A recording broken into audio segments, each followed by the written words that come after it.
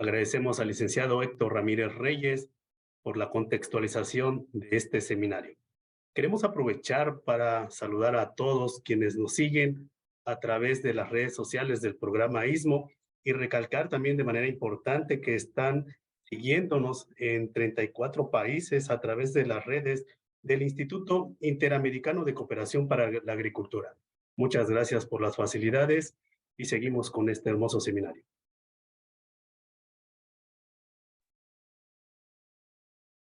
Damos inicio a las conferencias magistrales. En primer lugar, con la ponencia del doctor Salvador Fernández Rivera, Coordinador General de Desarrollo Rural de la Secretaría de Agricultura y Desarrollo Rural, con la ponencia El PRODETER como modelo de asociatividad para incrementar la productividad.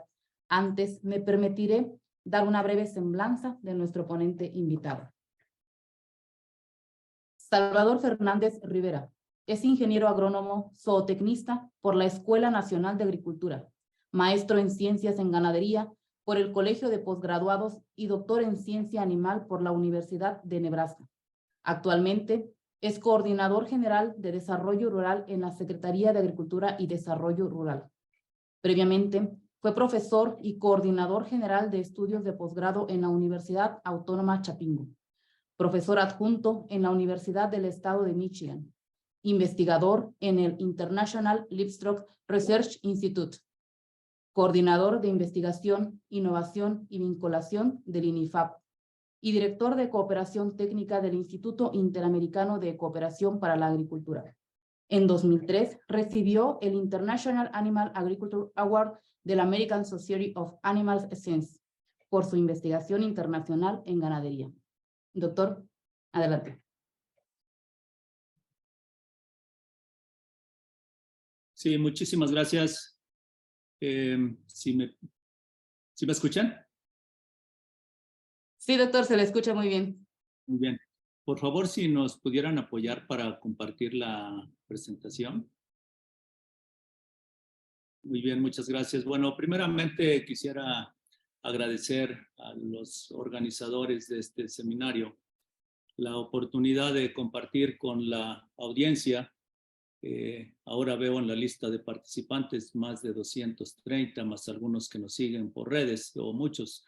La experiencia que vamos a compartir la denominamos PRODETER y lo usamos como un modelo de asociatividad para incrementar la productividad e impulsar el desarrollo rural. PRODETER significa Proyecto de Desarrollo Territorial y fue el modelo que utilizamos en la implementación del Programa de Desarrollo Rural que fue desarrollado para ser implementado en la presente administración del gobierno federal aquí en México. Si me apoyan con la siguiente diapositiva, por favor. Como utilizamos este modelo en el programa de desarrollo rural, quisiera referir brevemente a lo que usamos en México como marco de referencia para el desarrollo rural, es la Ley de Desarrollo Rural Sustentable. Esta ley define desarrollo rural sustentable, como pueden ver ustedes en el cuadro del lado derecho de la diapositiva, pero en resumen se refiere al mejoramiento integral del bienestar social de la población. Incluye desarrollo social, asegurando la conservación permanente de los recursos naturales, la biodiversidad y los servicios ambientales de dicho territorio. En la actualidad, la Organización de las Naciones Unidas, la ONU, define desarrollo sostenible como la satisfacción de las necesidades del presente sin comprometer la capacidad de las futuras generaciones para que satisfagan sus propias necesidades. Ese es más o menos el sentido de esta definición. Probablemente habría que actualizarlo, incluyendo el calificativo de sustentable por sostenible, pero este fue el primer concepto a considerar cuando planteamos el modelo de PRODETER. En la siguiente diapositiva mostramos los principios que que seguimos en la formulación del programa de desarrollo rural para el presente sexenio. Un primer criterio muy importante es focalización en zonas de mayor índices de pobreza alimentaria, grado de marginación, enfatizando los pueblos indígenas. Otro criterio importante del programa fue dirigir las acciones con un enfoque territorial. Y aquí lo hicimos de esta manera en razón de que los territorios determinan el agroecosistema, determinan también el potencial productivo del territorio, las actividades agropecuarias que se realizan y cómo se vinculan con las cadenas productivas. Por el tema de este seminario, es importante subrayar que se utilizó un mecanismo de asociatividad y esto significa que todos los apoyos o las acciones fueron dirigidas a grupos de productores con problemas y objetivos comunes. También se utilizó un enfoque participativo en el sentido de que los productores en esos grupos definen sus prioridades, también deciden cuáles son los proyectos que requieren y esto con el apoyo de asistencia técnica especializada en temas de diagnósticos territoriales, planeación estratégica, etc. También usamos el concepto que acabo de explicar de la Ley de Desarrollo Rural Sustentable, en el sentido de que los proyectos estaban dirigidos a mejorar la productividad, también la sostenibilidad ambiental y la integración económica de las unidades de producción familiar asociadas, como lo explicaba anteriormente. Las intervenciones todas tuvieron una base de innovación tecnológica a través de transferencia de tecnologías con la participación de instituciones de investigación y con servicios de extensionismo en los territorios que se atendieron. Se hizo también una evaluación de los proyectos propuestos de manera que fueran factibles y fueran viables. Y en general estos proyectos consideraban variables técnicas, ambientales, financieras y socioeconómicas. Los apoyos, de acuerdo con la política del presidente López Obrador, pues fueron apoyos directos transferidos sin intermediarios y para esto cada grupo de productores pues tenía una cuenta. La siguiente diapositiva, en esta diapositiva damos un resumen general del programa. El objetivo fue incrementar la productividad de las unidades de producción familiar en esos territorios para mejorar el ingreso de las y los productores. Todas estas acciones las incluimos de manera conjunta en lo que definíamos como proyecto de desarrollo territorial. La cobertura del programa incluyó las zonas de atención prioritaria definidas por la Cámara de Diputados y se incluyeron también localidades de alta y muy alta marginación en municipios que no estuvieran en la zona de atención prioritaria. Las características generales ya nos referíamos, ya las explicábamos. Primero había un mecanismo de asociatividad y este mecanismo podía ser formal como una cooperativa, por ejemplo, o informal en el caso que los productores y productoras así lo decidieran. Los grupos de productores decidieron sus proyectos, se les apoyó para su formulación. Las cadenas prioritarias fueron maíz nativo, frijol, trigo, café, leche, también carne que no aparece aquí en la diapositiva, apicultura, acuicultura y pesca. Los proyectos de inversión, una vez aprobados, se les asignó el recurso a la cuenta de los grupos de productores. Cuando el programa se formuló, pues fue antes de que iniciara el sexenio. Una vez que el sexenio inició, hicimos el esfuerzo para que todos estos proyectos estuvieran alineados y buscáramos sinergias con programas prioritarios como fueron fertilizantes, producción para el bienestar, Tren Maya, corredor interoceánico, entre otros programas.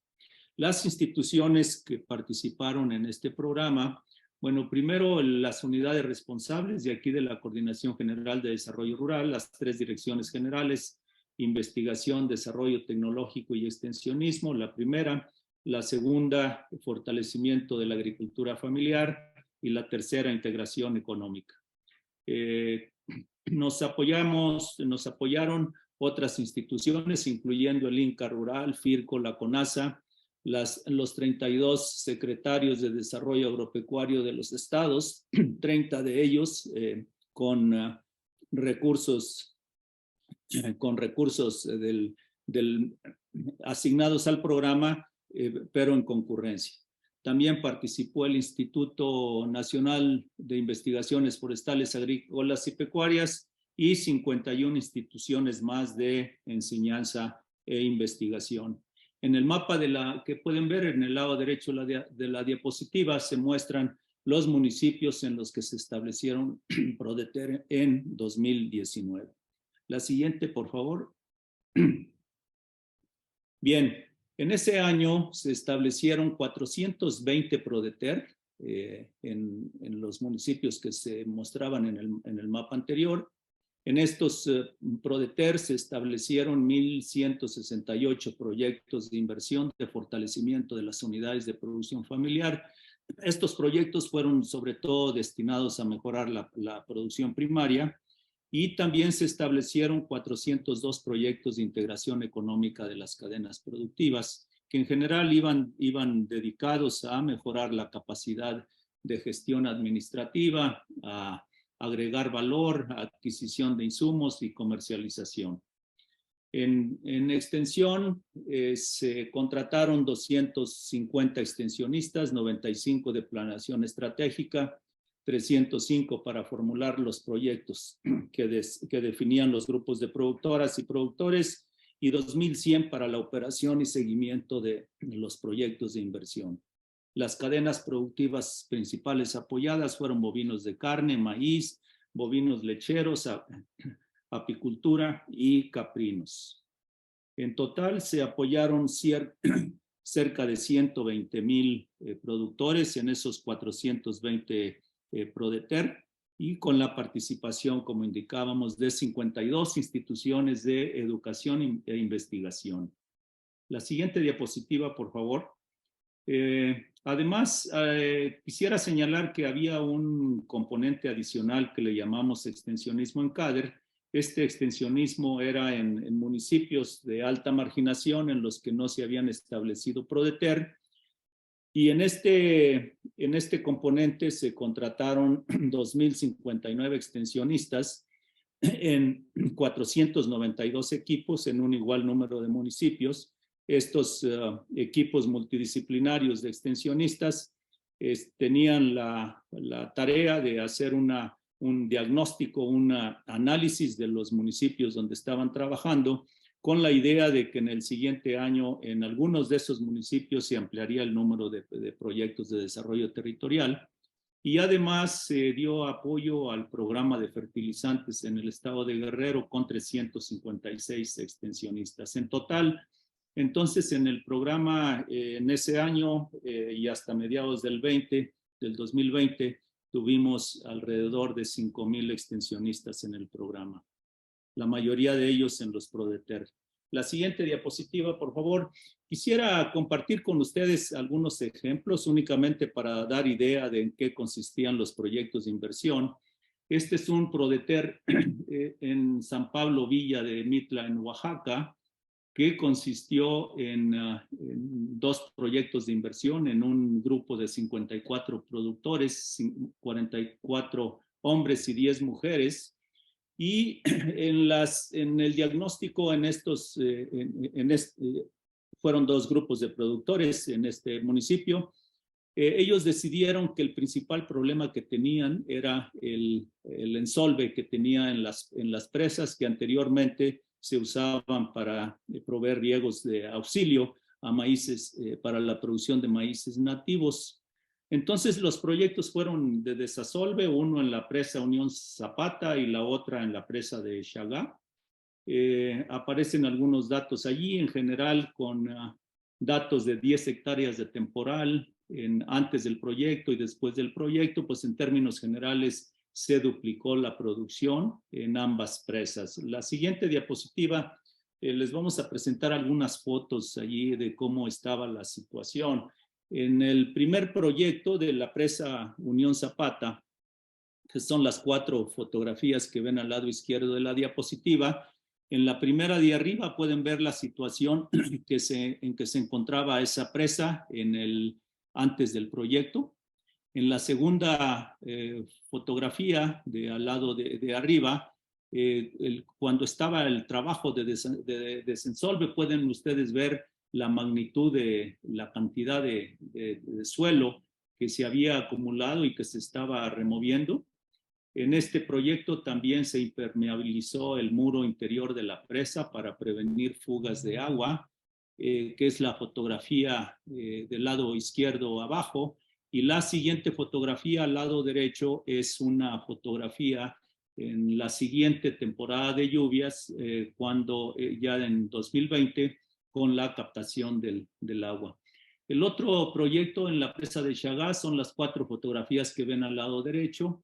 La primera de arriba es cómo se encontraba esa presa asolvada. La siguiente fotografía del lado derecho, arriba, pueden ver 2 líneas allí en el muro, una de color rojo, hasta allí llegaba estaba solvada, y la línea azul que aparece un poco arriba es hasta donde llegaba el agua. En este proyecto también se rehabilitó el muro de mampostería que pueden ver abajo al lado izquierdo, y abajo en el lado derecho ven una fotografía panorámica de cómo estaba la presa ya en el siguiente año, en 2020. Bien, el otro ejemplo para dar alguna idea de en qué consistían los proyectos. Este fue un proyecto aquí en San Felipe del Progreso, en el Estado de México, en el que había 327 productores, 226 mujeres, 226 hombres, 101 mujeres. Y estos se dividieron en 5 grupos. Había 5 grupos. En el Prodeter, en total, se distribuyeron a los 5 grupos 15 tractores, 34 remolques, 166 equipos de implementos agrícolas. En este caso, los productores habían decidido que la principal limitante que tenían para mejorar la producción de maíces nativos era la falta de mecanización. Más adelante vamos a hablar de algunos proyectos que se están realizando. Algunos de estos productores están ahora continuando sus actividades en otros proyectos que tienen el mismo enfoque. La siguiente diapositiva, por favor. Vamos a presentar estos son la maquinaria. Se establecieron las 5 centrales de maquinarias en ese Prodeter. Y les quisiéramos compartir otro ejemplo. Este fue en el estado de Chiapas. La siguiente diapositiva, por favor. Es un Prodeter en Cintalapa, en Chiapas, de apicultura, que tuvo el propósito de fortalecer la productividad apícola. Aquí tenían 143 productores, 122 de ellos hombres, 21 mujeres. El proyecto consistió para incrementar la producción primaria. En este Prodeter, pues decidieron que se requerían equipo para la producción, también para el procesamiento, además de colmenas, abejas reina, núcleos de abejas, que fueron también conceptos de apoyo en este ejemplo. La siguiente diapositiva, por favor. Bien, ya a partir del 2020, por razones de la pandemia y la política de austeridad, el programa ya no recibió presupuesto. Entonces, a partir de la segunda mitad de 2020, pues los extensionistas estuvieron contratados hasta mediados de ese año. Empezamos a apoyar los grupos únicamente a través de capacitación por vía virtual. Así continuamos en el 2020, 21, el 22, en el ciclo que acaba de concluir. En el caso de fortalecimiento a la agricultura familiar, se organizaron 144 cursos, participando 2.139 productores apícolas, lecheros, bovinos de carne, ovinos, porcinos, caprinos, café, limón, manzana, vainilla y tilapia. Y se implementaron estos cursos en los estados que se indican: Baja California, Ciudad de México, Chiapas, Coahuila, Durango, Guerrero, etcétera, los estados que ven ustedes en el cuadro que aparece al lado izquierdo de esta diapositiva. De la misma manera, para los proyectos de integración económica, a partir del 2020, primero con el apoyo del Banco Interamericano de Desarrollo, se dio capacitación en temas de integración económica. Continuamos también en el 21, también recibimos apoyo del BID, y ya en este año, en el primer semestre, se organizó un taller virtual de vinculación al crédito seguro de la Financiera Nacional de Desarrollo, con grupos conformados en su mayoría con personas de reconocimiento indígena. Esto fue en coordinación con el INPI. Se registraron 26 grupos indígenas que incluyeron 1.304 productores y 15 no indígenas, con 768. Ya en el segundo semestre del 2022, se establecieron jornadas de capacitación para esos grupos, a los beneficiarios del componente de integración económica todavía desde 2019. Y aquí hubo registro de productores en 30 entidades del país, principalmente de Chiapas, México, Veracruz y Puebla. En conjunto representaron el 35% de 1.340 participantes en los cursos. Bueno, hemos seguido apoyando entonces a estos grupos de Prodeter, básicamente a través de capacitación virtual. Sin embargo, a partir del año pasado, de 2022, utilizando el mismo enfoque de Prodeter, si me apoyan con la siguiente diapositiva, por favor, iniciamos con el mismo enfoque de Prodeter, basados en la experiencia que se tuvo con maíces nativos en los Prodeter, establecimos un proyecto aquí con el apoyo del secretario Villalobos, que denominamos Desarrollo Territorial en Pueblos Indígenas que Custodian Maíces Nativos en México. El objetivo de este proyecto es mejorar las condiciones de vida de las comunidades y pueblos indígenas que custodian y producen maíces nativos como medio de vida, pero a través de fomentar su conservación, su producción, su aprovechamiento y el uso sostenible. Este proyecto se ejecuta en 25 territorios, utilizando el mismo concepto de Prodeter, en 15 entidades. Participan 58 localidades. Hay un número de beneficiarios cercano a 1.952, un poco más de la mitad, 583 hombres y 369 mujeres. El proyecto es implementado de la misma manera con las 3 unidades responsables de aquí de desarrollo rural, que son las 3 direcciones generales que aparecen en color oscuro arriba del lado izquierdo de la diapositiva, que son investigación, desarrollo tecnológico y extensionismo, la Dirección General de Fortalecimiento a la Agricultura Familiar y la Dirección General de Integración Económica. Participan en toda la parte de modelos tecnológicos y de asistencia a los extensionistas. Nos apoyan el Instituto Nacional de Investigaciones Forestales, Agrícolas y Pecuarias y el Tecnológico Nacional de México. Con estas 2 instituciones se cubren los 25 territorios. Además participa el INCA Rural y el FIRCO, y las 15 oficinas de representación de la Secretaría en las entidades federativas. En este año, este proyecto el plan es continuarlo y ampliar, probablemente duplicando, tener a mediados de año ya establecidos por lo menos otros 25 territorios, más estos 25 darles continuidad. La siguiente diapositiva, por favor. Este es otro proyecto estratégico con el mismo modelo de los PRODETER. El título es Desarrollo Rural con enfoque territorial de los grupos indígenas del estado de Sonora. Iniciamos este proyecto básicamente para apoyar a los grupos indígenas de las etnias Guarijío y Pima en el estado de Sonora. Participan cerca de 100 productores, 57 mujeres, 41 hombres. Se ha establecido el proyecto y en este año pensamos ampliarlo.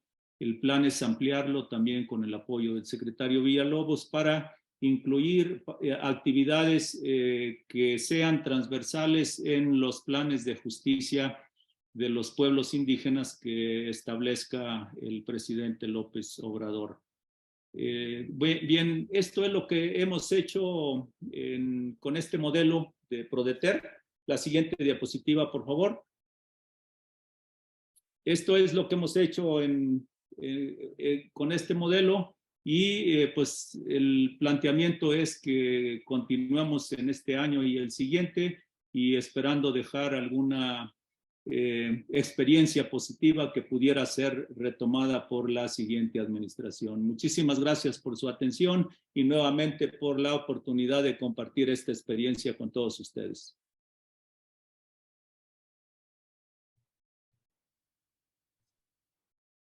Muchísimas gracias.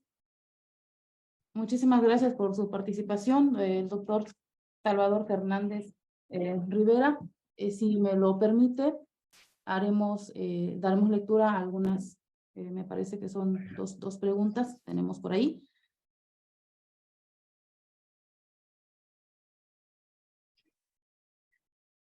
Y bueno, la pregunta 1 dice, ¿cómo vincular y fortalecer la agricultura familiar en zonas marginadas o con poco desarrollo al proyecto del corredor interoceánico? Pregunta el ingeniero Cornelio de León del CIDERS, Unión Hidalgo, Oaxaca. Bien, por la experiencia que tuvimos, bueno, fue un trabajo muy intenso en el primer año, en el 2019, al establecer los 420 PRODETER. Desde luego que es un proceso de aprendizaje, aprendimos cómo hacer mejor las cosas en algunos casos, lo que era importante definir allí como prioridades primero en el enfoque, en el proceso, etcétera. Ya con esa experiencia, bueno, estamos convencidos que el enfoque debe ser integral, que debe ser no únicamente dirigido a la producción primaria, sino también a desarrollar capacidades de gestión en los grupos y inversiones en una integración justa a las cadenas. Como estos productores son muy pequeños, tienen una desventaja doble. Una es, por ejemplo, en la adquisición de insumos, el otro es en la venta. Entonces sí es importante buscar oportunidades para fortalecer la forma en que estos grupos se integran a la economía local y en general a las cadenas productivas. También estamos convencidos que la innovación, que el apoyo de las instituciones educativas y los servicios de extensionismo son fundamentales. Entonces pensamos que en respuesta a la pregunta que nos hacen, que con base en esta experiencia pensamos que sería como el enfoque apropiado en iniciativas en el marco del corredor interoceánico.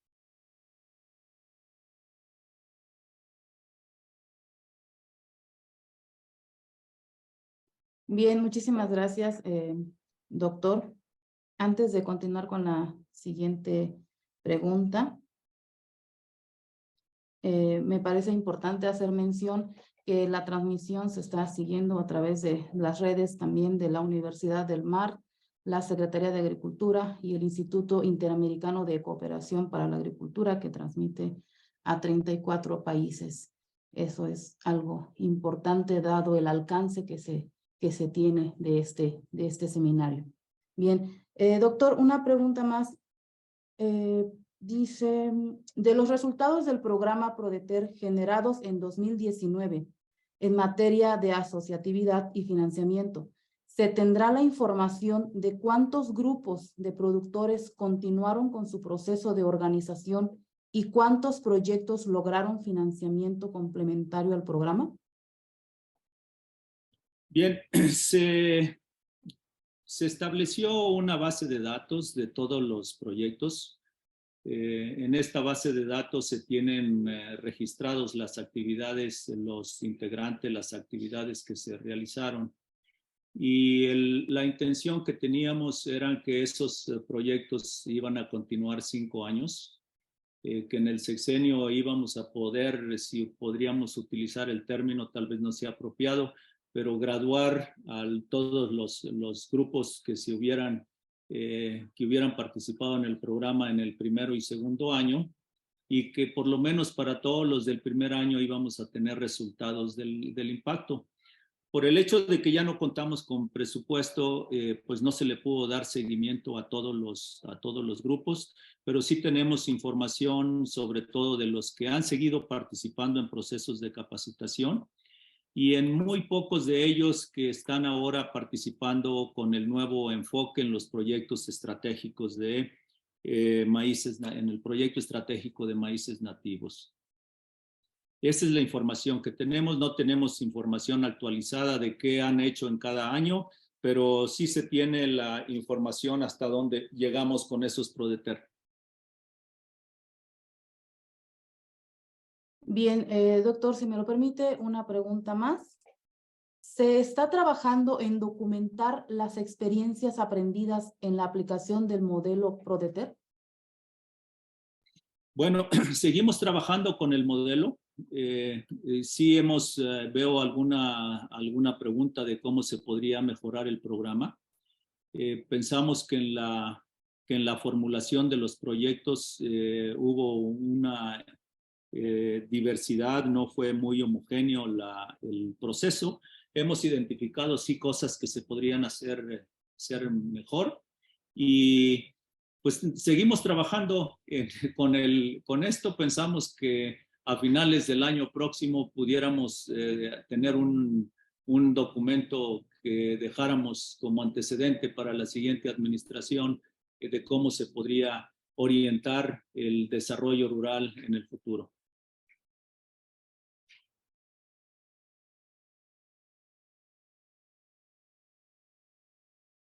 Perfecto, muy bien. Y muchísimas gracias, doctor. Doctor Salvador, agradecemos su valiosa participación. Cerramos el espacio de las preguntas y respuestas. Muchas gracias a ustedes por la invitación y por su atención. Un gusto, doctor. Es momento de escuchar la conferencia magistral del maestro Javier Delgado Mendoza, director general del Fideicomiso de Riesgo Compartido, con el tema Polos de Desarrollo Agroalimentarios. Antes me permitiré dar una breve semblanza de nuestro ponente invitado. Es ingeniero agrónomo especialista en agroindustrias por la Escuela Nacional de Agricultura de Chapingo. Es maestro en Administración de Empresas por la Universidad de Purdue y además cuenta con diplomados en sus participaciones en el Seminario de Agronegocios de la Escuela de Negocios de la Universidad de Harvard. Cuenta con más de 45 años de experiencias en el área de financiamiento rural y agroindustrial, donde se ha desempeñado en cargos de alta responsabilidad en el sector público y privado. En el sector público ha estado de 1974 al 2002 en los fideicomisos instituidos en relación con la agricultura del Banco de México, FIRA, donde se desempeñó en diversos cargos hasta llegar a ser director general adjunto del Fomento Financiero. Del año 2002 al 2014 se desempeñó como director general del FOSID. A partir del 1 de diciembre del 2018, fue designado por el presidente de la República como director general de la Financiera Nacional de Desarrollo Agropecuario, Rural, Forestal y Pesquero. En el sector privado, estuvo en la enlatadora Productos del Monte en Irapuato, Guanajuato. Además, fungido como director del Grupo Industrial de la Leche San Marcos de Aguascalientes. Fue asesor independiente y consejero independiente en diversas empresas. En la docencia, fue jefe de la unidad de investigación de plantas pilotos y profesor de tiempo completo en diversas materias de especialidad de industrias agrícolas en la Universidad de Chapingo, en el Estado de México. Fue nombrado caballero de la Orden de Orange-Nassau por el rey de los Países Bajos, por sus trabajos como especialistas en temas agroindustriales y desarrollo rural con base en el modelo de los clústeres metropolitanos y agroalimentarios. Sin más preámbulos, maestro, le damos la más cordial bienvenida. Muchísimas gracias. Si puedo compartir la pantalla, por favor.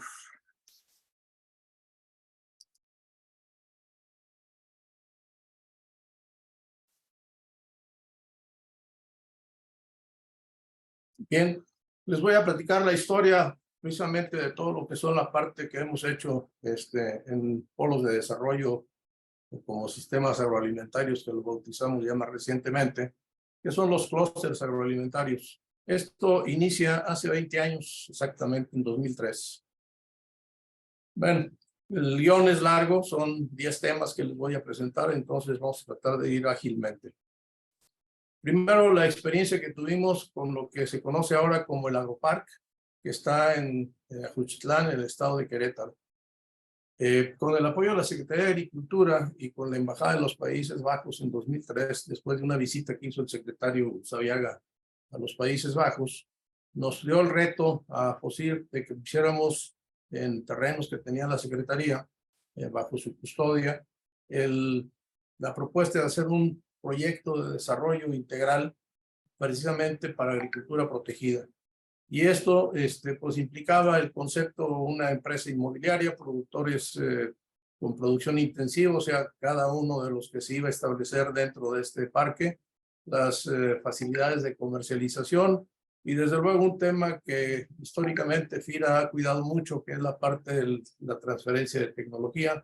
Entonces ahí establecíamos precisamente el concepto de tener un centro de transferencia tecnológica. En esta diapositiva lo que estamos haciendo es presentar la síntesis precisamente de lo que es el concepto. Lo tenemos aquí a la derecha, ¿no? Y el terreno que se contaba, en realidad eran 1,210 hectáreas, pero dejamos fuera una parte, esta que está en amarillo, esta parte que está verde y esta de acá, porque estaban ya de alguna manera utilizadas por el gobierno del estado por concesión que había hecho la Secretaría. Estos son terrenos que todavía existen ahí del INDIFAP y aprovechamos únicamente lo que estaba libre, que eran 805 hectáreas. Iniciamos con el polígono, aquí va la carretera que va hacia Peña de Bernal y aprovechamos el polígono 1 de 300 hectáreas, que es el que tenía los niveles digamos, del piso de un 1%. Se hizo pues el proyecto por parte de FOSIR, se hizo una invitación a todos los que quisieran participar con la coinversión de FOSIR y la iniciativa privada. Se presentaron 6 empresas. FOSIR desde luego entraba en forma minoritaria, en aquella época era nada más con un 25%. Y la intención fundamental era el concepto, lo poníamos como el eje de toda la invitación, para desarrollar algo que era diferente, porque no es un parque industrial como los que se acostumbraban a tener en Querétaro, sino se trataba precisamente de un clúster agroalimentario. La primera empresa nos ayudó la Embajada de México en los Países Bajos para promover el concepto, y la primera empresa que vino fue una empresa de un grupo holandés, Levert, que se bautizó como Tinvest, que era una empresa que consideramos clave porque era la que iba a dar la muestra del tipo de invernadero y las características que debe tener la agricultura protegida, toda vez que en Querétaro pues era un concepto total y absolutamente nuevo. En lo que se refiere a la parte del Centro de Transferencia de Tecnología, nos encontramos con un grupo que estaba tratando de hacer algo similar, que es precisamente un grupo que se había asociado con la empresa Copper, que es la que vende los abejorros para manejar toda la parte de la polinización en los invernaderos, y Rappel, que hacía invernaderos. Y el centro es precisamente de estudios de investigación aplicada y capacitación, entonces por eso se le puso el nombre de CEICOR. El primer empresa, dijimos, fue esta empresa holandesa Ancla, que fue la que sirvió como ejemplo y como muestra para los diseños de los invernaderos y hizo su primera exportación en 2007. Entonces, primer tema importante que vayan viendo es, empezamos en 2003, primera exportación 2007, 4 años.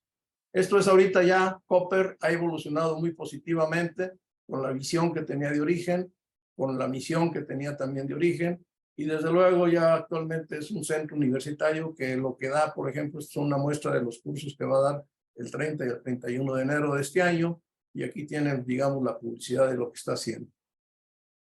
Aquí se veía precisamente virtualmente lo que iba a ser el polígono 1, aquí se ve la carretera que va hacia Peña de Bernal, y ya se tenía precisamente la lotificación, y en 2012 ya se habían vendido todos los terrenos para gente interesada en establecerse, viendo la muestra del invernadero que se tenía ya de parte de los holandeses.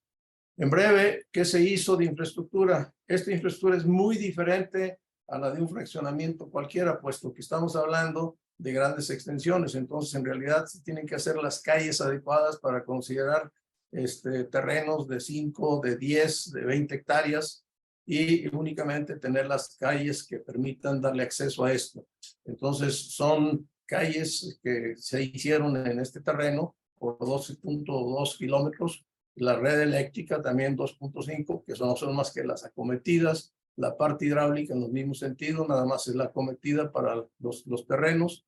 Y un tema relevante, la inversión inicial, que fue la parte inmobiliaria. Fueron 75 millones de pesos que se invirtieron muy inteligentemente, porque la manera de invertirlos fue conforme se iban vendiendo los terrenos, se iba creando la infraestructura, teniendo el plano maestro y teniendo toda la parte ya definida. Pero no se trató de tener todo construido, que sería una inversión muy alta, como vamos a ver en otros parques que se han proyectado. Y actualmente a los activos, perdón, en 2013 los activos eran 149 millones y el capital que traían era 126 millones. Creó una inversión directa de 15 a 20 millones, ¿no? Y generó 10 empleos por cada hectárea. Lo que daría, lo que prácticamente ahorita tenemos son 3,000 empleos directos y alrededor de 250, 300 indirectos dentro del mismo parque. Entonces, para que sea un poquito más directo el tema, aquí la inversión se hizo sin ningún subsidio de ninguna naturaleza y se metió precisamente la parte de FOSIR, que fue la que midió la rentabilidad de la inversión, y salimos con una rentabilidad de una tasa interna de retorno del 22.8%. En 5 años, como estuvo programado, o sea, se hizo la inversión y se tenía 5 años programados. Esta es la situación actual del parque. No tiene ningún sonido más que una música de fondo y vienen precisamente una serie de títulos que va describiendo lo que es la situación actual del parque en su primera etapa y va a presentar cómo vamos a hacerlo con la segunda etapa. Pero eso les da una idea ya más real de lo que está en la vida actual ahí en Acuchitlán.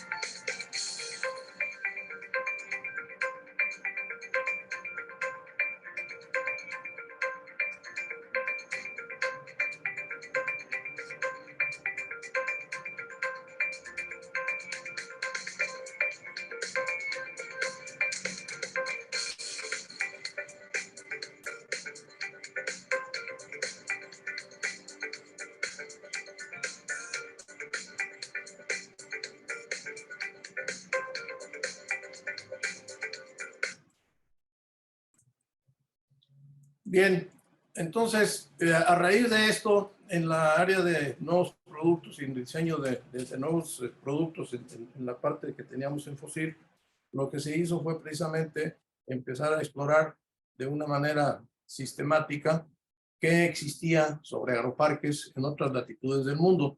Y nos encontramos precisamente con estos estudios que había realizado la Universidad de Wageningen, tanto para China, que es la parte que está aquí, como para la India.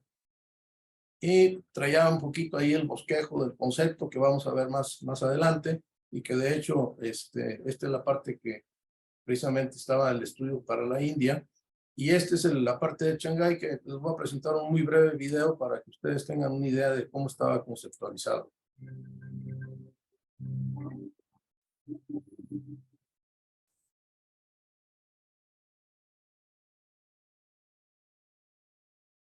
El mundo se está urbanizando.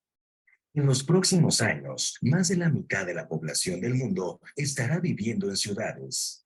Muchas de estas ciudades están localizadas en los deltas de los ríos, usurpando espacio que es más apropiado para producción agrícola. China es un ejemplo. Si se observan las densidades de población, se descubre que las ciudades se están expandiendo precisamente en las áreas más adecuadas para la agricultura. El gobierno nacional, así como la ciudad de Shanghái, dándose cuenta de esta amenaza, emprendieron un ambicioso e imaginativo plan. La nueva China, así como la nueva Shanghái, siempre están buscando lo mejor. Cuando se trata de temas de avanzada, se consiguen expertos internacionales que correspondan a sus expectativas. Así, encontraron a los empresarios y científicos que están más avanzados en el diseño de la agricultura metropolitana. Los encontraron en Holanda, en las ciudades localizadas en los deltas del noroeste de Europa. Y así, sobre la base del conocimiento y la experiencia holandesa, se creó un plan maestro. Se trata de un plan maestro para un nuevo tipo de agroparque que ofrece altas utilidades a los empresarios. Ofrece productos de alta calidad a los consumidores y respeta plenamente el medio ambiente. El plan se compone de diferentes capas que van del diseño ecológico a la infraestructura hidráulica y de la administración de los desechos a la logística de la transportación. El principio básico es el de una economía circular en la que los sobrantes y los subproductos de una unidad se convierten en insumos de otra. Sobre esta estructura básica se han concebido y calculado diferentes escenarios, porque al final del día no son los planificadores, sino los empresarios participantes los que decidirán su configuración final. La decisión es de ellos, y así debe ser. Utilizaremos uno de estos escenarios como ejemplo para dar idea de cómo podría ser el agroparque. El plan no es solo para la gente que vive y trabaja en el agroparque, sino también para los muchos visitantes que se esperan. Producción, esparcimiento y educación van de la mano. A la entrada del parque, el globo terráqueo ilustra el pensamiento y las ideas del desarrollo sustentable en una economía circular. Estamos orgullosos de la forma en que se van a producir los alimentos en Greenport, Shanghái, y por lo tanto, estamos ansiosos de mostrárselo a todos. Aquí, tomamos el monorriel para estar en medio de las principales funciones del agroparque, demostrando la forma moderna de producir, procesar y comercializar productos agrícolas. A lo largo del acceso central, viajamos por las áreas donde se transporta el calor, el frío y otros flujos requeridos por una economía circular. Las células solares en los techos de la zona principal de acceso proveen energía sustentable. El canal principal funcionará en forma eficiente para el transporte de las mercancías. Las amplias fronteras de las zonas verdes están listas para diversas formas de esparcimiento. Volamos hacia el centro de demostración situado en un paisaje rico en agua limpia por medios ecológicos. Es el lugar para la investigación y la educación, enseñando empíricamente el desafío y las oportunidades de la agricultura metropolitana y siendo un escaparate de la producción en Greenport, Shanghái, al mundo exterior.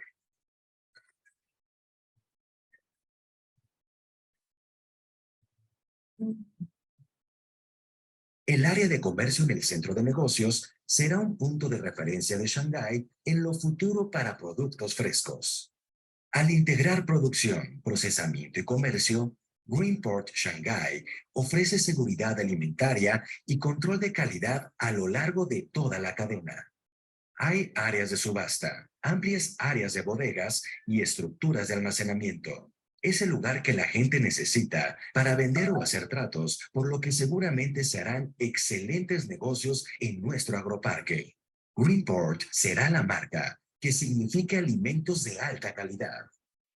Cruzamos el área de invernaderos de cristal con alta tecnología.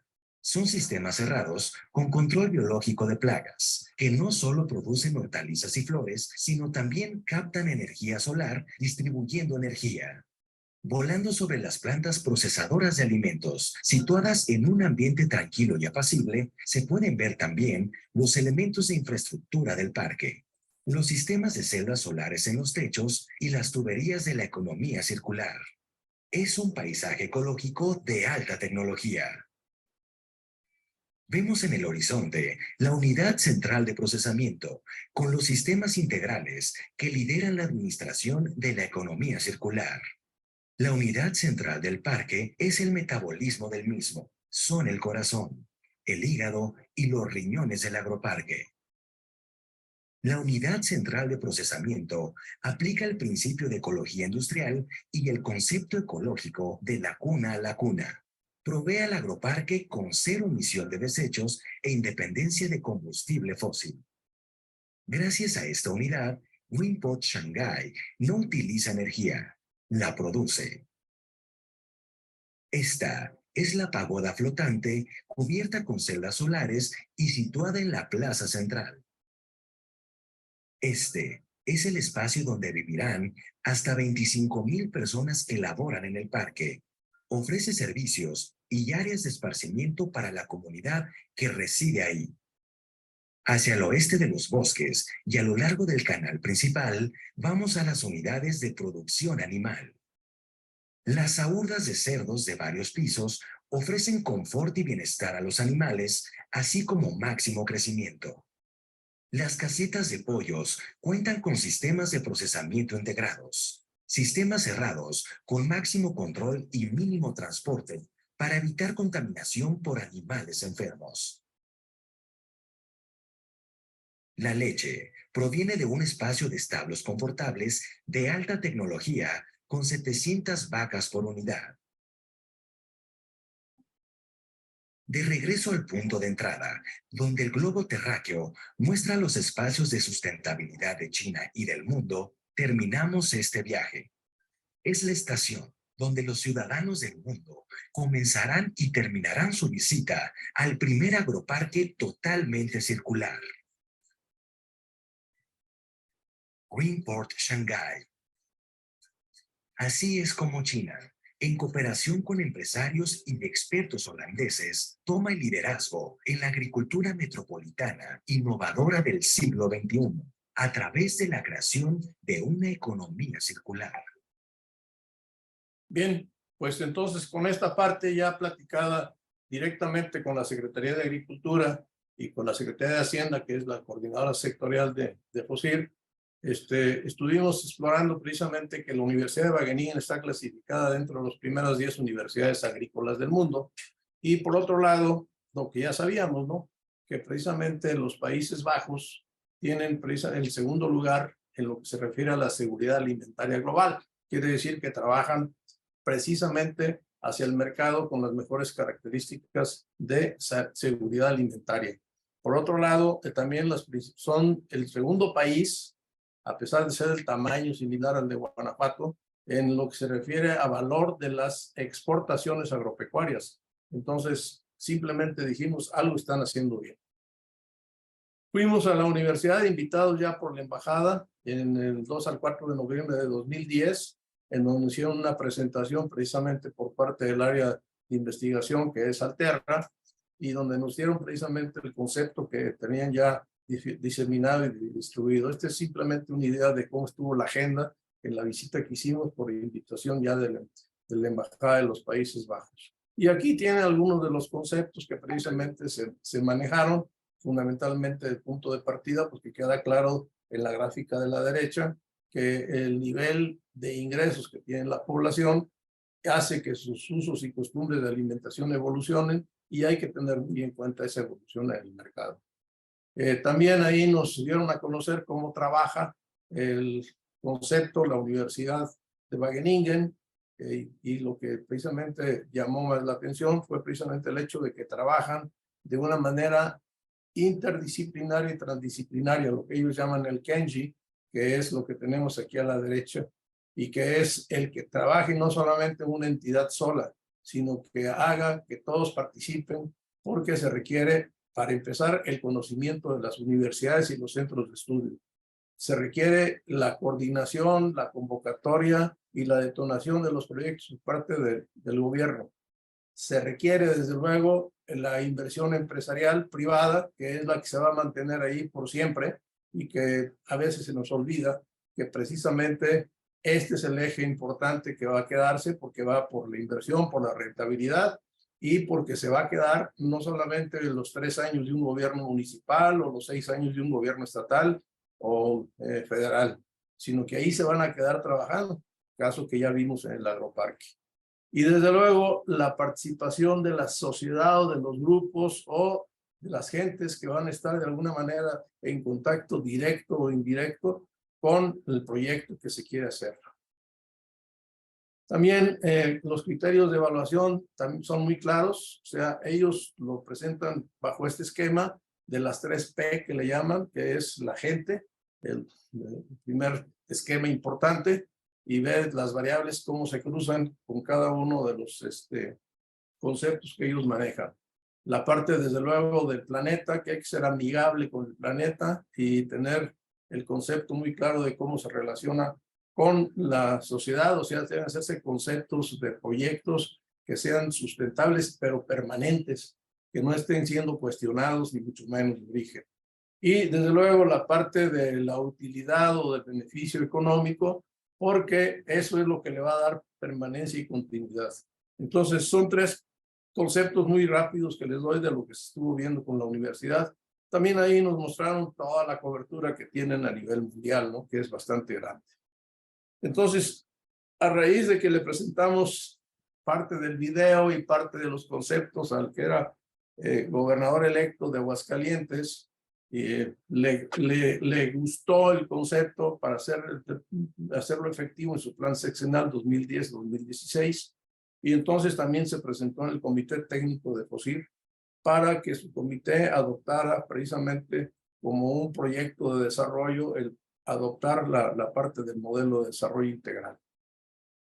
El primer paso que se dio fue que precisamente se nombró al secretario de Desarrollo Rural y Agroempresarial de Aguascalientes, y lo que se nos pidió fue hacer una visita precisamente a la Universidad de Wageningen para conocer todo lo que se había visto anteriormente. Entonces, simplemente un ejemplo de la agenda que se siguió. Aquí traemos algunas diapositivas de lo que se estuvo viendo, que no fue poco. Entonces, ahí tienen desde la parte de un centro de desarrollo que tiene la universidad para mejoramiento, que lo hace con las empresas que contratan directamente el servicio de la universidad para hacer investigación aplicada, algunos invernaderos de flores, precisamente vimos, están algunas plantas, se vieron también más invernaderos, la zona logística, instalaciones para logística, fuimos a un agroparque que es el de Venlo, en donde está muy claro que lo que este agroparque hace es darle valor agregado a todo lo que es la producción primaria. Entonces, el propósito y el objetivo del agroparque es llevar el producto primario para darle valor agregado. Hicimos entonces un contrato precisamente para atraer a los técnicos de la universidad, y aquí simplemente nomás para ilustrar, esta era la carátula. Empezaron el 1 de abril de 2011, terminaron en febrero de 2012, y el costo que nos refirieron pues fue relativamente accesible, que esto el equipo de trabajo que trajeron fueron 8 gentes de alto nivel, todos con un doctorado, y que precisamente venían a hacer el desarrollo dentro de lo que es Aguascalientes. Aquí a la izquierda está el estudio ya que se entregó finalmente en febrero, y a la derecha una serie de diapositivas que nos entregaron para precisamente mostrar los estudios cómo estaban. Y de una manera rápida para que precisamente intercambiar con ustedes y alinear la visión, está lo que traía como objetivos, ya lo dije al principio, contribución al plan sexenal. Desde luego, pues evolucionar Aguascalientes en un estado de gran importancia agroalimentaria, que lo ha conservado pues históricamente, sobre todo en la parte lechera, que en un momento dado me tocó estar. Construir una economía basada en conocimiento e innovación social. Aquí, insisto, el Kenji es un tema central, o sea, no se trabaja solo. Ahí sumamos a las universidades para que estuvieran en el estudio, sumamos a la parte de los productores, todos los agroproductores, y de hecho ellos constituyeron una sociedad anónima promotora de inversión, que era la empresa privada que se iba a quedar precisamente ya con el concepto del agroparque y participar como inversionistas. También los centros de transformación rural, y esto lo vamos a ver un poco más adelante. Aquí está ilustrado, considerando que esto fuera un agroparque, que estos son centros de transformación rural en donde lo que se hace es lo que están produciendo y produciendo bien y tienen un buen mercado, se busca precisamente hacer economía de escala. Entonces es organizar todos esos productores en un grupo que represente precisamente economía de escala para tener compra de insumos masiva, venta del producto también de una misma calidad y presentación, y llevarlos en un momento determinado al agroparque para hacer un centro de distribución también que tiene un tema logístico. Esto, por ejemplo, en Aguascalientes nos decían los productores cuando teníamos diálogo con ellos: tú me estás diciendo de que no estoy produciendo bien. Le digo, no, yo no te voy a decir que dejes de producir lo que produces, te vamos a ayudar a que lo produzcas mejor y tengas mejores ingresos en tu integración vertical. Pero el concepto era y precisamente llevarlo ya a los centros de distribución, como tenemos, por ejemplo, aquí en la Ciudad de México, el de Walmart, que distribuye ya todo al menudeo. O bien para exportación, que también es una forma de que se puede ver el esquema. Pero ese es el concepto general: contar con un centro de transformación rural donde se suman todos los productores primarios, y después tener el agroparque donde se le da el valor agregado final para sacarlo en forma logística.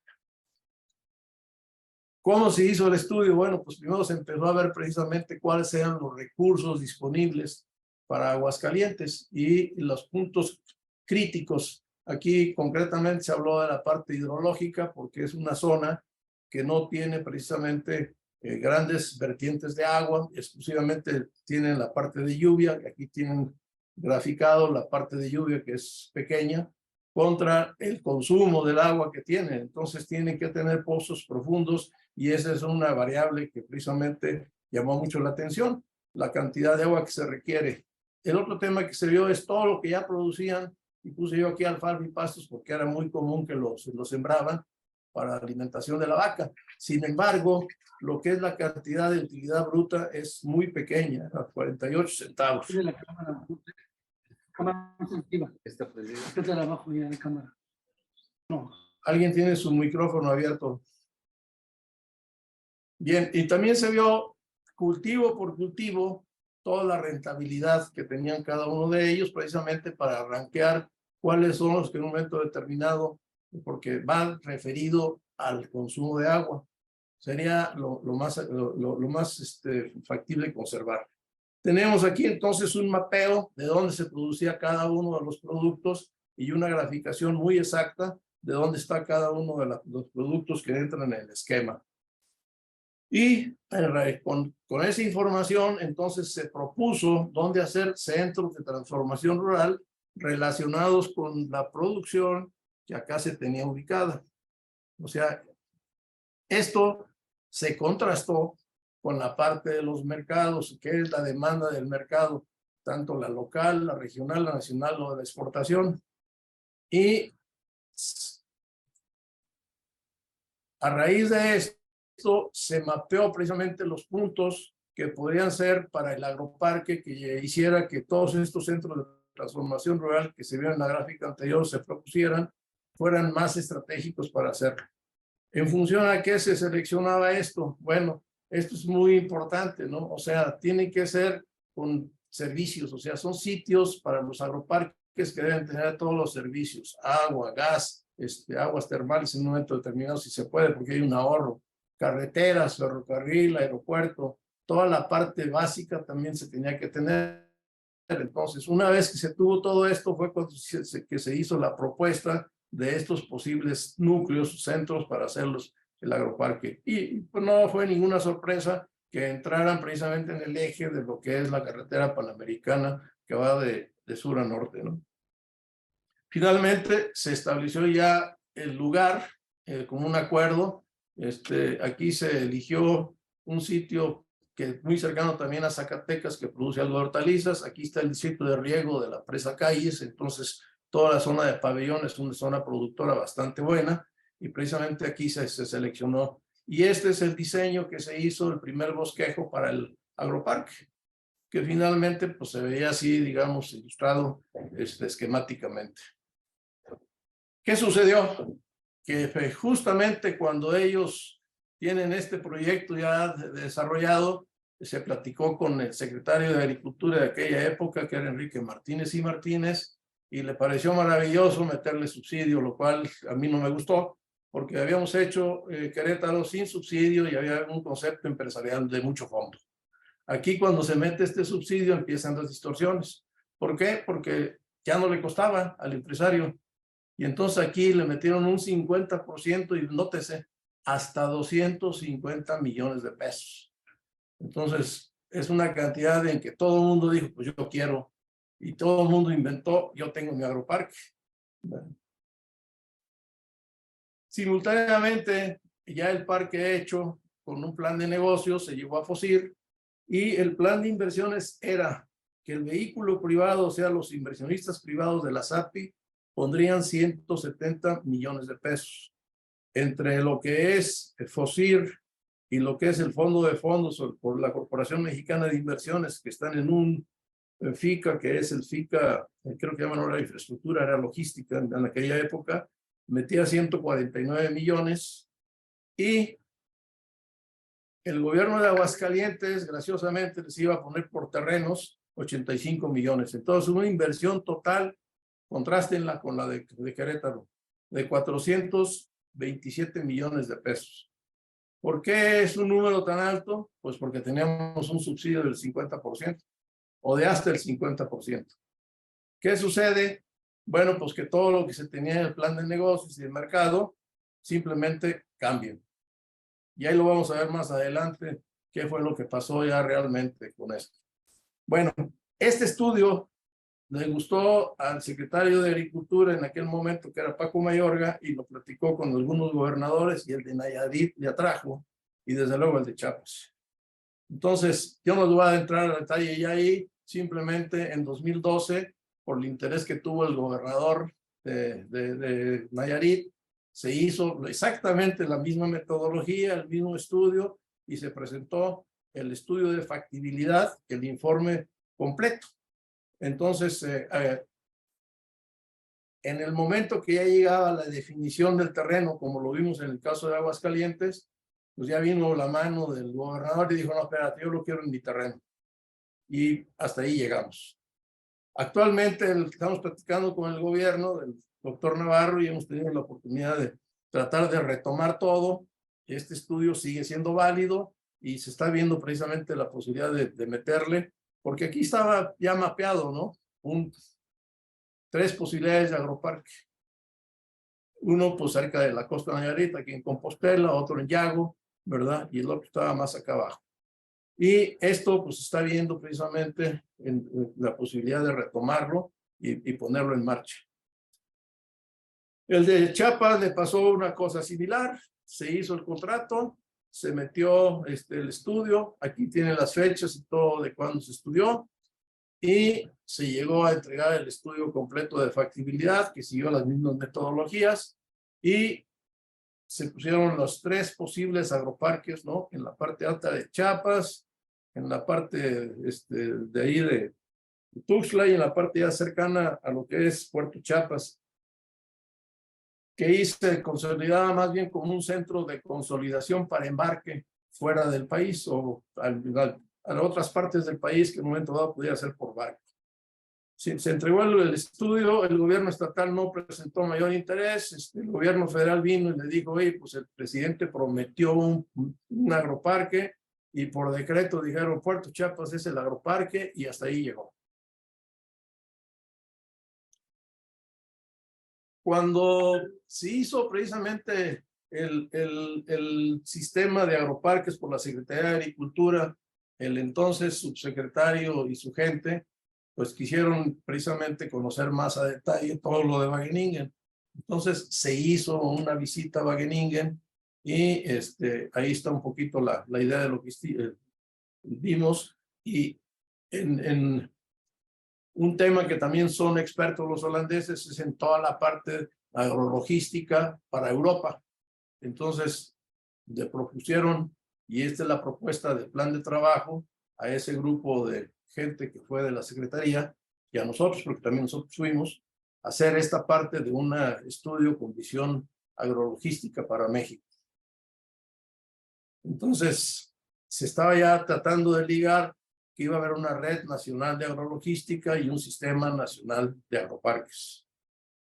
Y todo esto se conceptualizó, se entró a nivel de detalle, se vio la propuesta y demás. Al final del día, en 2014, se entrega el estudio completo.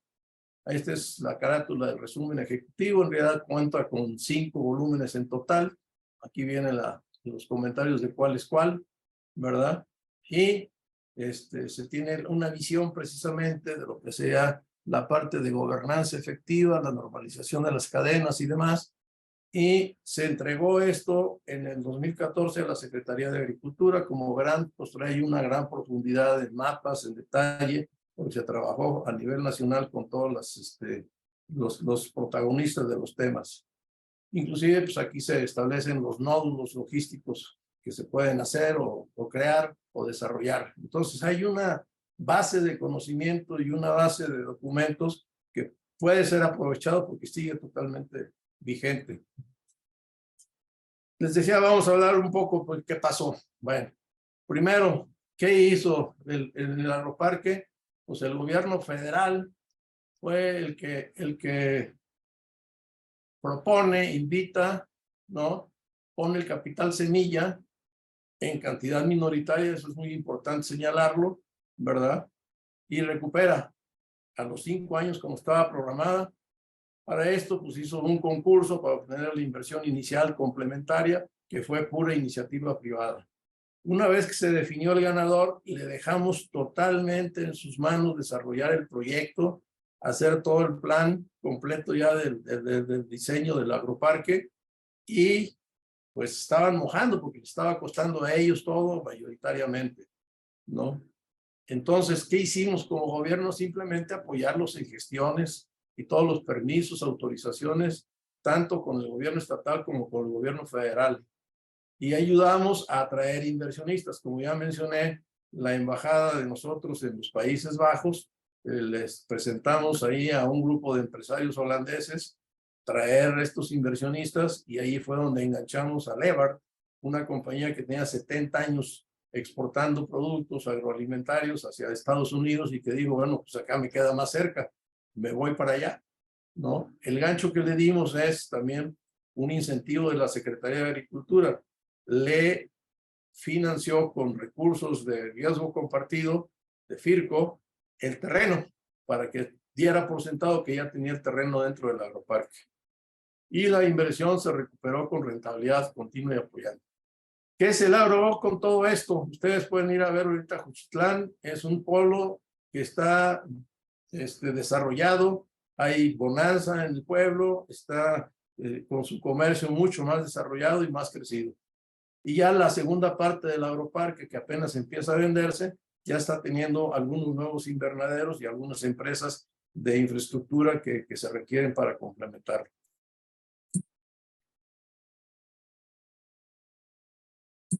No quiere cambiar.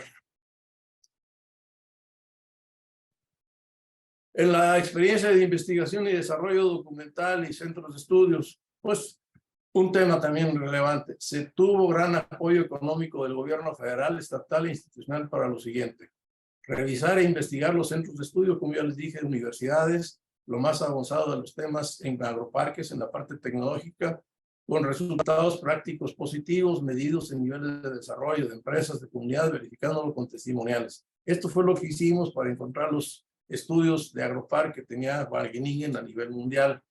Se contacta y analiza, ve y se visita, porque también tuvimos que hacer visitas a otras latitudes reconocidas por los resultados, y fuimos también, desde luego, a Holanda, ¿no? Y se conviene traer el conocimiento de manera directa, o sea, firmamos ya los convenios para traer acá a la parte de Wageningen. Esto, digamos, fue gracias a los apoyos. No fue nada más el gobierno federal, sino el estatal también le ponía un poco para la parte del estudio, y los estados que tenían, porque, por ejemplo, Nayarit nos dijo que no le habían dejado más que las arcas vacías. Dice, y bueno, de hecho, las arcas se las llevaron. Pero la parte institucional participó. Aquí también en los estudios apoyaron con recursos FIRA, y conseguimos algo también de Financiera Nacional para que ayudara a pagar los estudios. Con la Universidad de Wageningen ya les hacía yo resaltar que hay un trabajo interdisciplinario y transdisciplinario con la universidad, conocimiento, empresas, empresarios, comunidad de la sociedad y organizaciones, o sea, el KENJI. Esto es un método de trabajo muy importante porque no se trabaja solo, sino se involucra a todos para desarrollar precisamente el plan de negocios completo.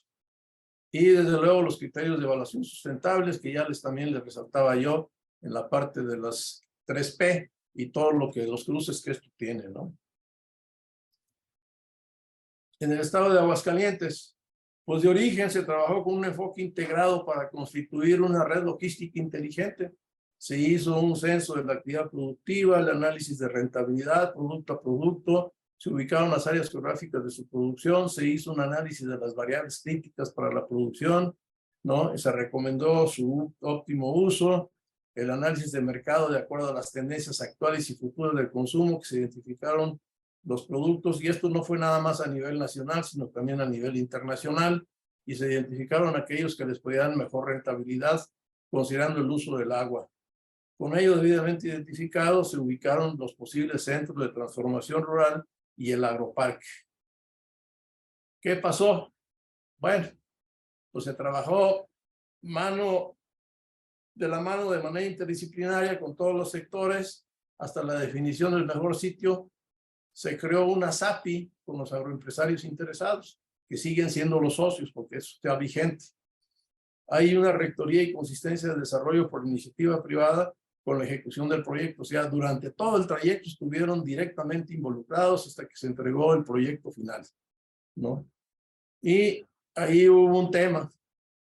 Cambió el incentivo natural de la inversión privada, de tener que recuperar y buscar cómo recuperarla, porque se volvió dinero 100% del gobierno.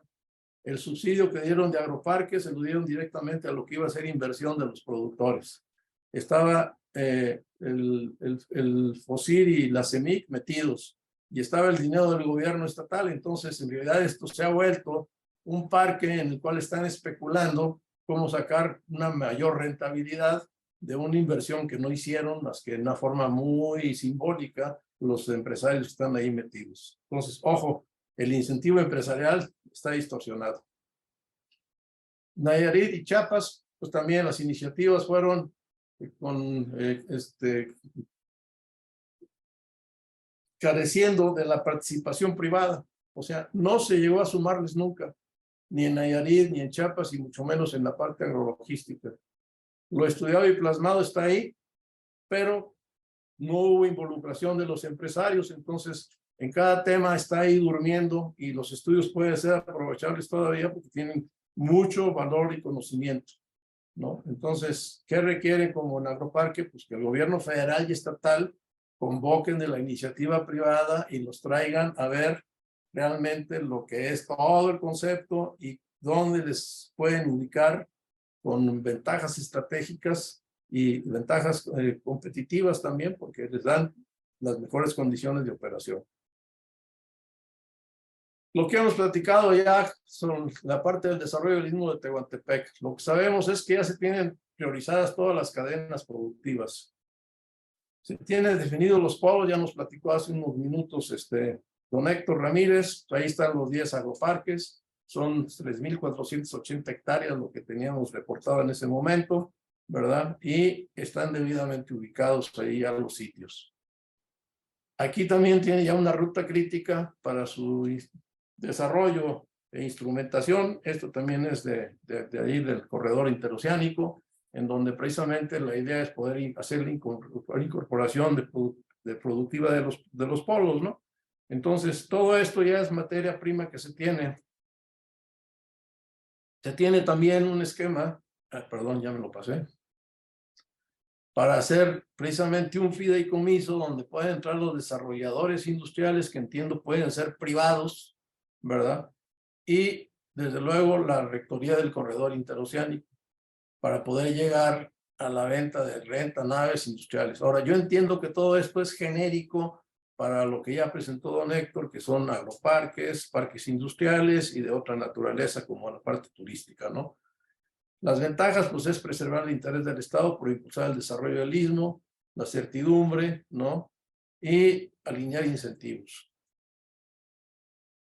¿Qué es lo que nosotros proponemos para la parte de agroparques? Que utilicemos el modelo que ya está aprobado, que puede funcionar porque funciona muy bien en otras partes, incluyendo Holanda, y que lo hicimos de alguna manera en Aguascalientes, ¿no? O sea, crear con los productores de las zonas, no sé, llamar piña o llamar ganado, y hacer precisamente centro de transformación rural a través de la organización, que se va a hablar mucho de esto hoy, y al sumarlos en una economía de escala, pues bajan sus costos de producción y logramos productos de mejor calidad que puedan ya venir al mercado, y entonces el tema se vuelve, hay que poner una empresa en el agroparque que sea la que nos sirva de paraguas para jalar a todos estos centros de transformación rural.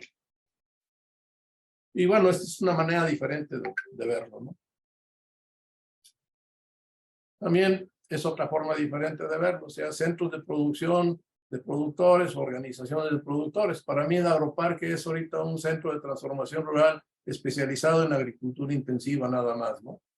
Y el modelo considera la operación, que ya dije que trabaja participando el top sector, o sea, otra vez que trabaje el gobierno, la academia, o sea, el conocimiento y la iniciativa privada, ¿no? ¿Y cómo hacer la aplicación? Bueno, pues aquí ya esto ya lo habíamos platicado también, es bajo el modelo de agricultura por contrato, es una posibilidad. La otra es de desarrollo de proveedores, como lo tiene FIRA, ir creando estos centros de transformación rural para tener un valor agregado. Y este es precisamente el esquema que nosotros utilizamos en el agroparque, que es, en principio, los que tienen este fideicomiso son dueños total de la tierra, pero conforme van teniendo gente que le compra, pues se van diluyendo acá, ¿no? Entonces, lo que hay que tener previsto es que el grupo de empresarios se vayan organizando. En el caso específico del agroparque, hicimos un condominio de todas las empresas y están trabajando bajo esa organización, ¿no? Y esto nomás así, la asignación del terreno, o sea, paso por paso, como lo hicimos. El plan de negocios para ese terreno, la parte de financiamiento y todo el desarrollo del parque, ya la venta y demás, ¿no? Entonces, simplemente eso es lo que les quería yo platicar, y pues fue largo, pero es la experiencia de la vida real que hemos tenido, y creo que está bueno para entrar en discusión y en pláticas de que un tema muy importante para mí es que estén los empresarios metidos, porque esos son los que van al final del día a jugársela con su dinero a la recuperación.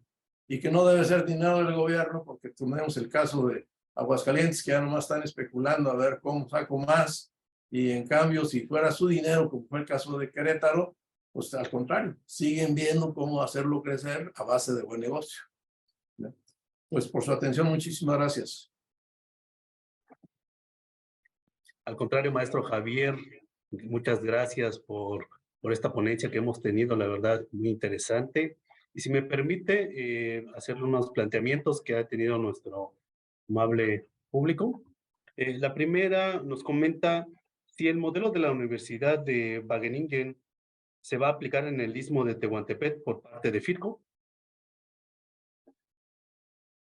Bueno, en realidad ahí no depende ya de nosotros. La idea es que sí nos dejaron ya una escuela, Wageningen, y una metodología. El principio les mostraba lo que cobraron en el primer estudio, que era relativamente accesible, eran $310,000, aún trayendo 8 expertos. Pero la realidad fue que subsidiaron eso porque era la primera entrada que querían, ¿no? Ya los siguientes estudios se fueron a niveles que actualmente serían de 10, 12 millones de pesos, que no tenemos, por ejemplo, nosotros ahorita como para pagarlos, ¿no?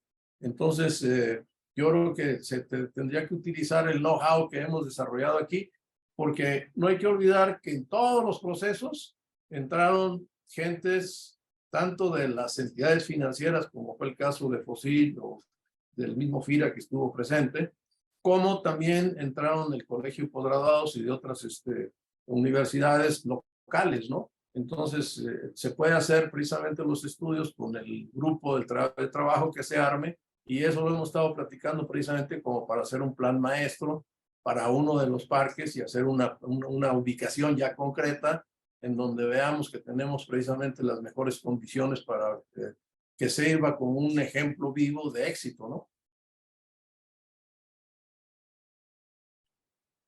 Muy bien. La siguiente pregunta es, en la propuesta de polos de desarrollo agroalimentarios, ¿cómo será la participación de los pequeños productores? Si será en coordinación con las actuales políticas públicas que buscan promover la soberanía alimentaria. Totalmente. O sea, aquí simplemente es un valor agregado. O sea, el productor pequeño lo tenemos que sumar en grupos para poder hacer precisamente una economía de escala. Y eso, el incentivo que deben tener es, primero, bajar sus costos. O sea, que le vamos a conseguir insumos porque es volumen más barato. Y le vamos a dar asistencia técnica, que eso viene en complemento con los financiamientos de FIRA. Ya FIRA lo dirá, ¿no? Pero generalmente hay también asistencia técnica o puede ser financiada. Entonces, ahí tenemos ya bajar costos en volumen. Es asistencia técnica para tener calidad uniforme y compra de insumos de la misma calidad. Yo tengo un ejemplo, en la Mixteca hay 92 invernaderos que tenían de esos de 5,000, de 2,500 metros, y lo que se hizo fue un solo plantero para darles la misma calidad de planta, que era producción en invernadero de tomate o de hortalizas. Y en el momento que se hizo eso, se unificó la calidad del tomate. Ahora, lo que teníamos que cuidar era la producción y las mismas características a través de asistencia técnica. Y eso fue lo que se hizo a través de la Fundación Ayú. Y entonces se logró un producto de tal calidad que lo compró Walmart, ¿no? Entonces, sí, es muy importante que el productor pequeño lo ayudemos a sumarse en bajar sus costos de producción a través de estos volúmenes, que es lo que pretende hacer el Centro de Transformación Rural. Y, desde luego, mantenerle siempre los servicios de asistencia técnica, de capacitación y también financiamiento, porque se necesitan los créditos de avío para poderlos mantener trabajando, ¿no? Entonces, todo eso ya lo ha hecho por años FIRA. Entonces, es cuestión nada más de orquestar. Pero debe arrancar de ahí, de que los pequeños productores se integren verticalmente al mercado, logrando esas condiciones de volumen y calidad.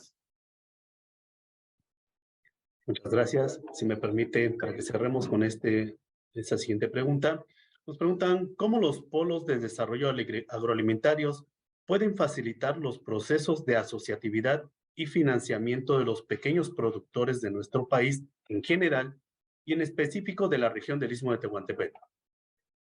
Es lo que comentaba yo, es el polo de desarrollo va a traer una empresa que sea el paraguas, o sea, una agroindustria, por poner un término, ¿no?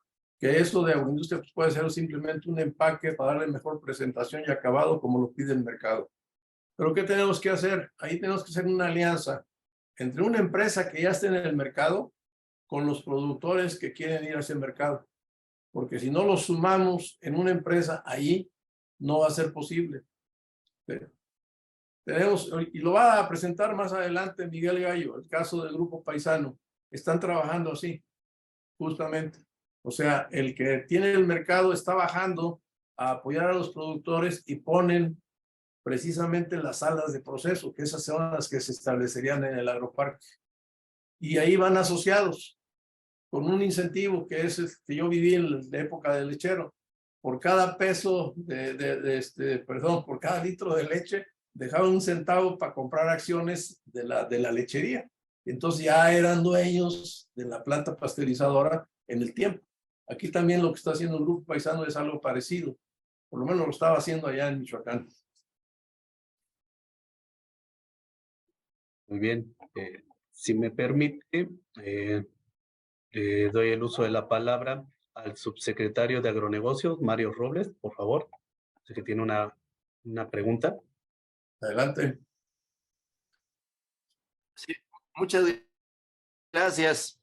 Ha sido para nosotros una excelente participación, presentación, y sobre todo que coincide mucho, ingeniero, en relación a la propuesta que trae el gobierno del Estado, o sea, de Oaxaca, porque nosotros lo que queremos es trabajar fuertemente con los mangueros. Estamos hablando de cerca de 30,000 hectáreas, cerca de 25,000 hectáreas de los limoneros, limón mexicano, la agricultura protegida que usted comentaba sobre Mixteca. O sea, la Mixteca fue un proyecto interesante y por problemas de organización pues se perdió y no se le dio continuidad. Este gobierno lo que pretende es reactivar esa parte productiva y sumarnos al proyecto que se está planteando, el proyecto interoceánico, para conectarnos. O sea, queremos que Oaxaca forme parte de ese desarrollo. O sea, no queremos ver pasar los trenes, ni queremos ver que se desarrollen parques y que prácticamente Oaxaca quede aislado. En ese sentido, va a ser muy importante el apoyo de todos ustedes, especialmente suyo, ingeniero, y a nombre del secretario Víctor López Leiva, quisiéramos saber si la próxima semana usted nos diga qué día podemos tener una reunión en México para poder analizar una propuesta que ya trae este gobierno del Estado. Sí. Con muchísimo gusto, desde el lunes hasta el viernes, no díganme que pueden venir, nos vemos. Ok, muchas gracias. El viernes. Entonces el viernes estaríamos allá, si nos lo permite, el próximo viernes de la próxima semana. Sí. Correcto. A las 12 del día, ¿le parece? Me parece bien. Ok, muchas gracias. Al contrario, saludos. Gracias. Nuevamente reiteramos nuestro agradecimiento al maestro Javier Delgado Mendoza por la disposición y por compartirnos sus experiencias y Voy a conocimientos. platicar, Muchas voy a gracias, maestro. participar. Disculpen, sí, nada más para comentarles, antes de que participemos en la siguiente sesión, que nos da mucho gusto el interés del gobierno del estado de Oaxaca de poder tener esta participación y este acercamiento con el ingeniero Delgado.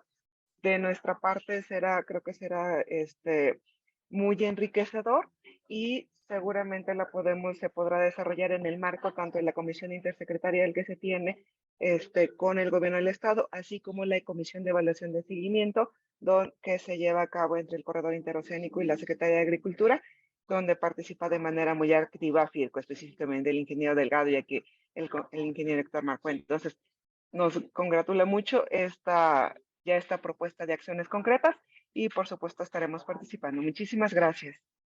Adelante.